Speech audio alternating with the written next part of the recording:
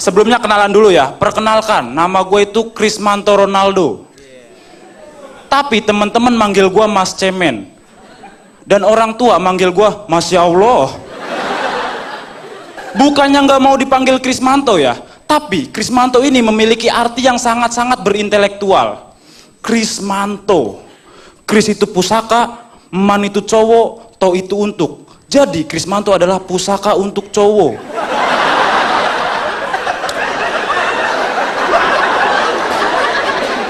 Jadi pusaka gue ini buat cowok.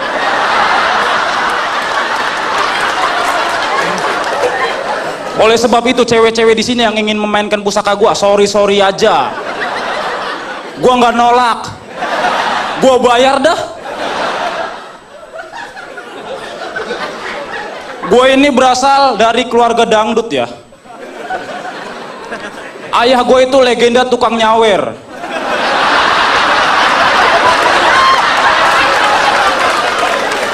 Dan bunda gue itu adalah pensiunan biduan dangdut.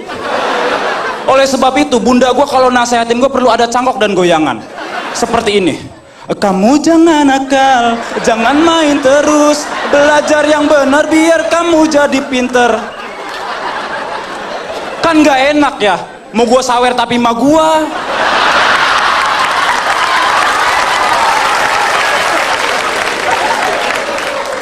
Selain dari dangdut, gue juga berasal dari Cikarang. Beruntunglah kalian anak-anak yang tinggal di Jakarta.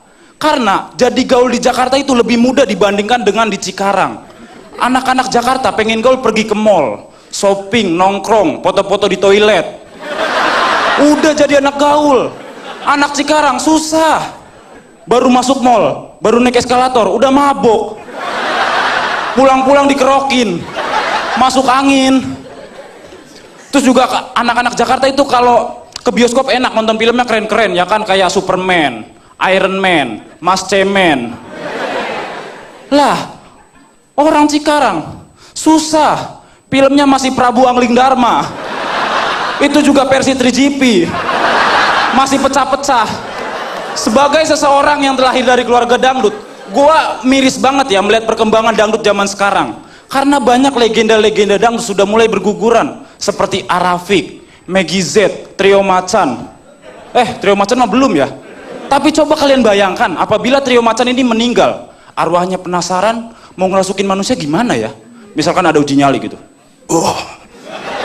Iwa peye, nasi jagung lalalalat des.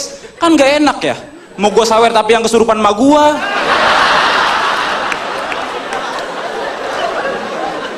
Dangdut itu berasal dari suara gendang, dangdut, jadi enak didengar. Untung dari suara gendang ya, bukan dari suara rakyat.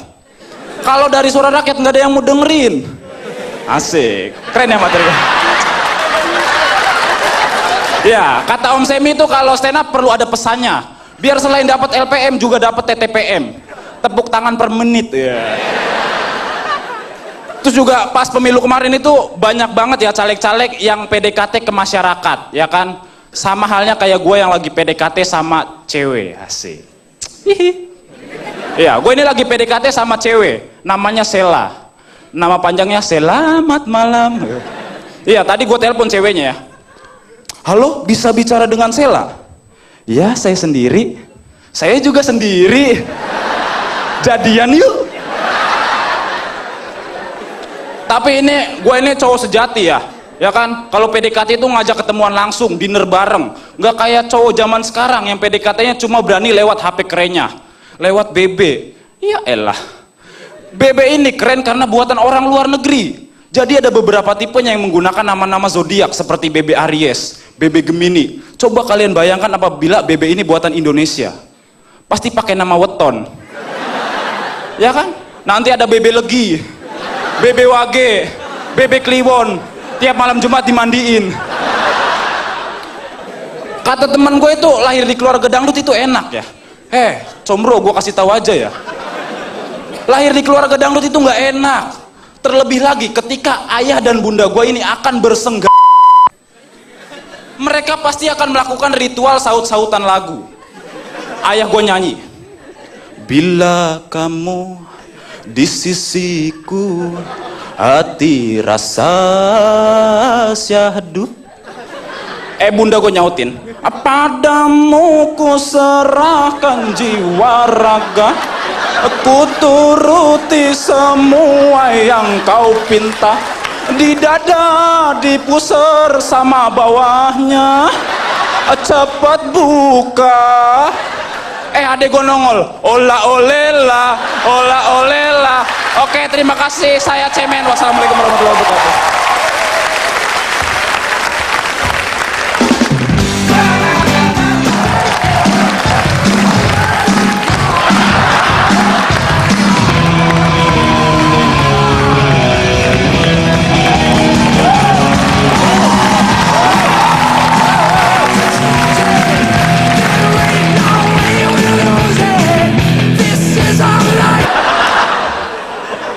Selamat malam, luar biasa, tepuk tangan untuk kalian. 2014 adalah tahun yang berduka cita untuk semua stand up comedian di seluruh Indonesia, bukan hanya di Jakarta, dari Sabang sampai Merauke. Ini adalah tahun politik dan kami semua berduka. Karena presiden yang kita cintai, Susilo Bambang Yudhoyono, tidak bisa menjabat lagi. Sudah 2 periode, kami semua berduka, materi kami berkurang. Bang, lu kok berani banget sih ngomong? Sebenarnya walaupun gua tinggal di Jawa, gue ini orang Batak. Dan orang Batak tuh berani. Bukan berani karena benar. Berani karena Batak aja udah. Itu kenapa lu hot berani ya karena mereka Batak. Bukan mereka benar, bukan. Berani karena Batak, men. Dan profesi-profesi Batak kan biasanya kalau di atas jadi pengacara, kalau di bawah teman-teman gue jadi tukang tambal ban. Yang penting halal. Masalah nebar paku kita nyuruh orang lain biasanya. Gue ini Batakaro. Kalau lu tahu, Batakaro itu tempat Sinabung meletus. Dan di Sinabung sana ketika meletus Gunung Sinabung, orang yang Muslim maupun Kristen, semuanya, kebanyakan ya, bukan semuanya, itu mengungsi ke tempat ibadah. Yang Kristen kadang ke masjid, tempat terdekat. Yang Muslim kadang ke gereja. Mereka nggak norak kayak kita di sini. Mereka mungkin orang kampung, tapi nggak kampungan kayak orang Jakarta.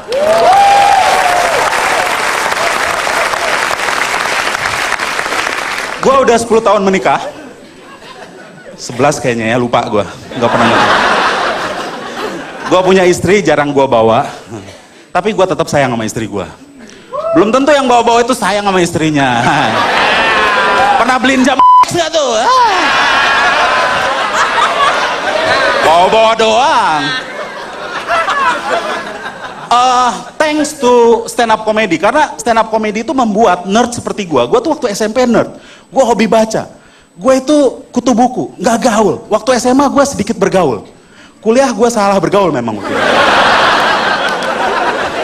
Dan stand up comedy itu memungkinkan nerd seperti gue become an entertainer, man. Keren kan? Gue juga mau share bahwa sebenarnya gue dan istri gue tuh punya ketertarikan yang berbeda. Gue kadang-kadang terlalu teoritis, istri gue kadang-kadang pragmatis. Tapi di satu saat gue pragmatis, istri gue teoritis. Misalnya, kalau istri gue bilang, jangan pernah tunda pekerjaan. Semua kerjakan sekarang. Jangan tunda pekerjaan. Kalau gue, kalau bisa ditunda, ya ditunda aja.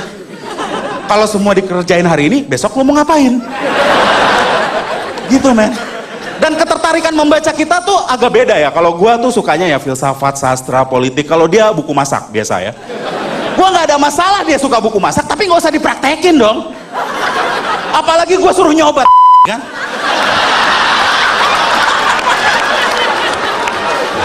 Men, dan gue tuh nggak bisa ngelarang ya orang Indonesia untuk menggunakan produk-produk luar negeri. Pakailah produk-produk dalam negeri, ya perbaiki dulu mutu produknya, betul nggak? Berpartisipasilah dalam pemilu, tapi calonnya jangan yang suka orang dong. Tontonlah film-film Indonesia, tapi filmnya jangan pocong semua. Dari yang keramas sampai yang perawan kita tonton. Tapi pocong perawan bagus ya, dia akan lolos tes keperawanan masuk SMA. Akhirnya kita cari media-media side stream, ada YouTube. Dan di Tengah juga gara-gara YouTube ini, anak-anak SMP pada bikin video porno. Lalu kita menyalahkan sistem pendidikan. Katanya gara-gara salah pendidikan karakter, kurang pendidikan agama. Bullshit man, kita terlalu banyak pendidikan agama sekarang. Jadi ini salah apa? Dia melihat teladan. Tahu nggak? Artisnya bikin, pejabatnya bikin, ya gue juga bikin dong. Iya kan? Dan sebenarnya mereka bukan melihat teladan, mereka justru mau membuat contoh. Karena gue lihat punya mereka lebih bagus. Pagi ini bikin yang bagus, oh iya memang lebih bagus gitu kan. Lalu disalahkan yang namanya teknologi. Gara-gara HP-HP sekarang sudah berkamera. Men, jangan pernah salahkan teknologi. Kenapa? Karena gue yakin orang dulu juga mesum. Yakin gue. Kalau zaman kerajaan udah ada kamera di dalam HP, gue yakin itu ada Ken Arok Ken Dedes 3GP, yakin gue. Diupload oleh Empu Gandring. Adegannya keluar masukin keris. Yakin gua. Lalu gua sekarang main Twitter, tetap main Facebook, gua nulis blog, lalu juga dikritik. Bang, lu kan udah hampir 38 tahun. Udah tua gua. Walaupun masih keren. 38 tahun. Lu masih main Facebook, lu masih main Twitter. Lu alay, Bang. Enggak. Yang alay itu bukan medianya, tapi isinya. Kalau isinya cemungut, ya confirm lu alay. Tapi ketika lu menulis pikiran lu, argumen lu, opini lu, kritik lu, itu bukan alay. Because we live in the 2.0 era. Makanya kita menulis dalam Twitter, betul nggak? Gua kalau hidup zaman dulu, yakin gua nulis prasasti gua. Lagi ngapain bang? Update status.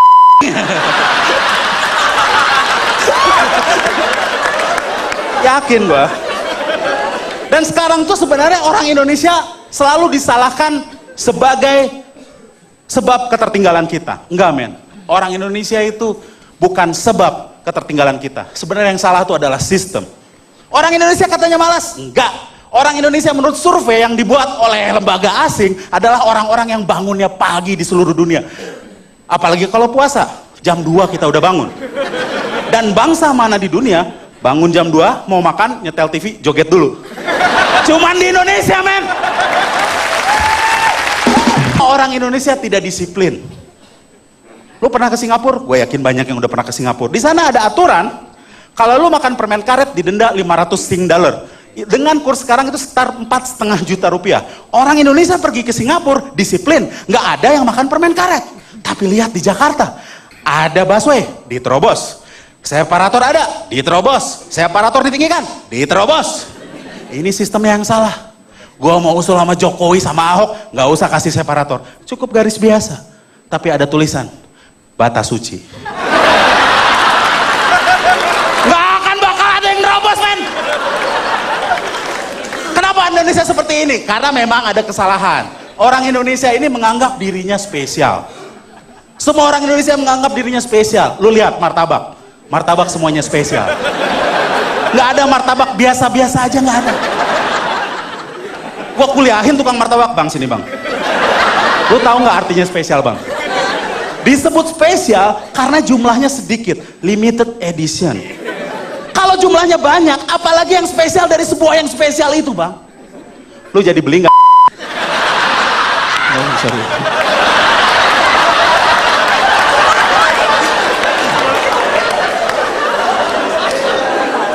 Gue juga merindukan Indonesia yang cerdas, Indonesia yang cerdas secara merata. Kalau tidak merata tuh percuma. Karena orang yang cerdas akan mengeksploitasi orang yang tidak cerdas. Tapi kalau merata tuh asik. Lu bayangkan lu masuk pintu tol, penjaga tolnya tuh cerdas. Iya kan? Cerdas. Kan enak kan lu sering nanya traffic kan sama penjaga tol kalau lu masuk tol. Mbak, kenapa macet? Kemacetan dimulai dari birokrasi kita, Pak. Apakah ada kecelakaan di depan, Mbak? Kecelakaan ada pada sistem perekonomian kita yang berpihak kepada kapitalis, Pak. Keren loh. Kenapa lu jadi penjaga tol? Itu karena sistem pendidikan kita yang bobrok. Oh, toyor.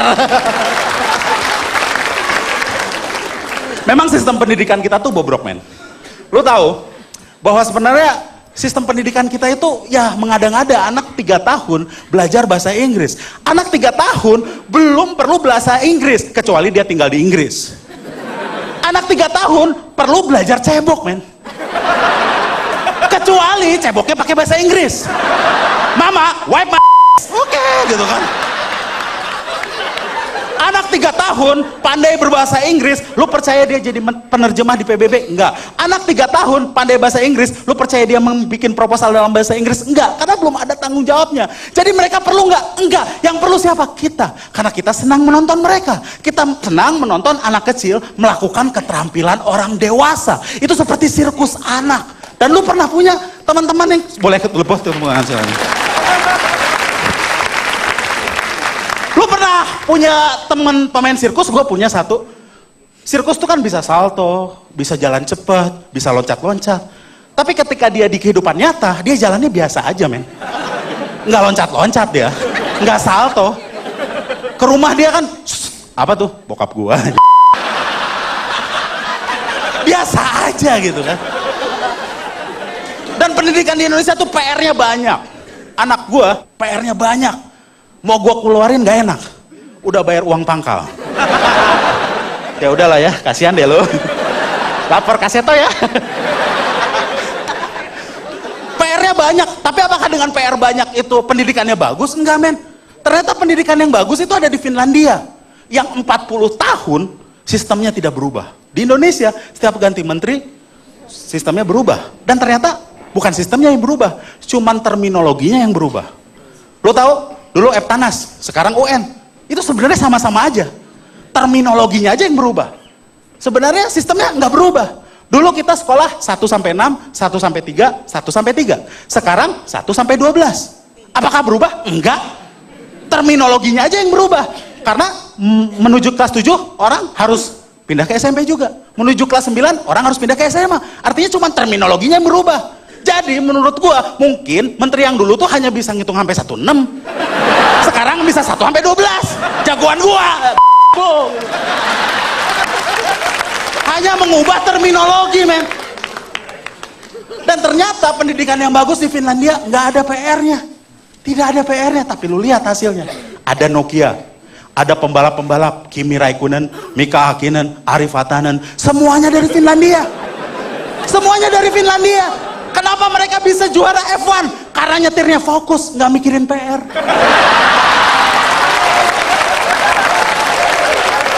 Kalau kita Ananda Mikola ikut F1, nabrak, wah PR belum dikerjain.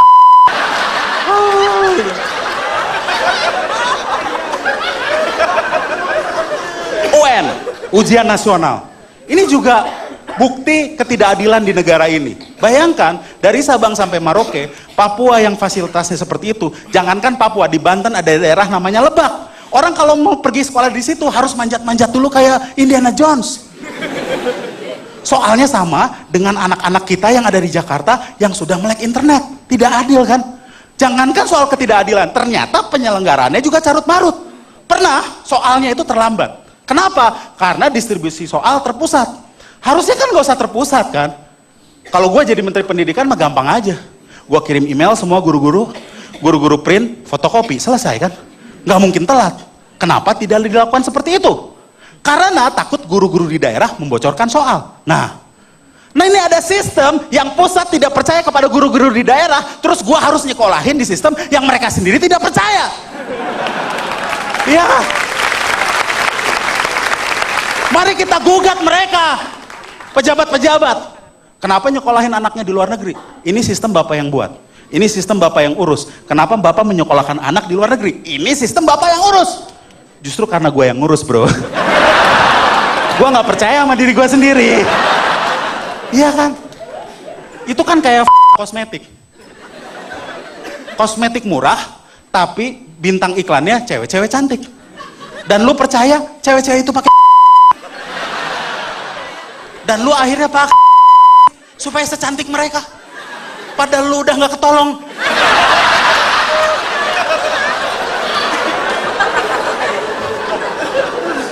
Ekonomi juga masalah, men, di Indonesia. Dan ekonomi adalah titik yang penting juga. Karena ternyata setelah dipetakan, permasalahan di dunia ini bisa dipetakan ke dalam permasalahan ekonomi. Semuanya tuh economical reason. Termasuk masalah hubungan cowok sama cewek. Itu masalah economical reason, men. Kenapa cewek cantik harganya mahal? Karena itu masalah supply and demand. Supply-nya sedikit, permintaan banyak, harga naik. Jual mahal mereka. Kalau cewek jelek itu jumlahnya sedikit, gua yakin yang jelek jual mahal. Sayang, kamu kok jual mahal? Aku kan jelek.